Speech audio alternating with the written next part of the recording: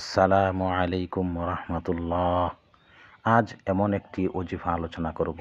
যদি এই ওজিফাটি করেন তাহলে সর্বপ্রকার কষ্ট রোগ ব্যাধি থেকে মুক্তি পাবেন এবং আপনার সকল হাজত পূরণ হবে, আপনার সকল আশা পূরণ হবে এবং আপনি আপনার দুশ্মনের সর্বপ্রকার খারাপি থেকে, সর্বপ্রকার অকল্যাণ থেকে, সর্বপ্রকার কষ্ট থেকে নাজাত বা মুক্তি পাবেন। আমলটি কিভাবে করবেন?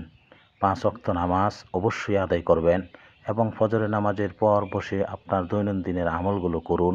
কোরআন তেলাওয়াত করুন, সূরা ইয়াসিন তেলাওয়াত করুন, দুরূদ শরীফ পড়ুন এবং ইশরাকের নামাজ আদায় করুন।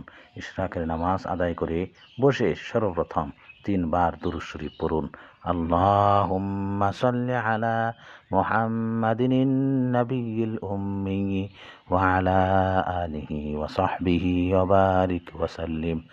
اللهم صل على محمد النبي الأمي وعلى آله وصحبه وبارك وسلم.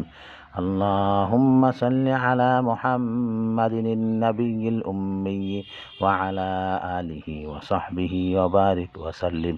অতঃপর 100 বার এই দোয়া পড়ুন। ইয়া গিয়াসু ইনদা কুল্লি ফি কুরবাতিন ومجيبي عند كل دعوة ومونس عند كل وحشة ومعاذي عند كل شدة ورجائل حين تنقطع حيلة. মোট কথা, যে উদ্দেশ্যে ওজিফাটি পড়বেন, যে আশা নিয়ে এই ওজিফাটি পড়বেন, সে উদ্দেশ্য বা আশা পূরণ হবে। আল্লাহ তাআলা আপনাকে সেই উদ্দেশ্যে সফলতা দান করবেন। শেষ আবার 3 বার দুরূদ শরীফ পড়ুন।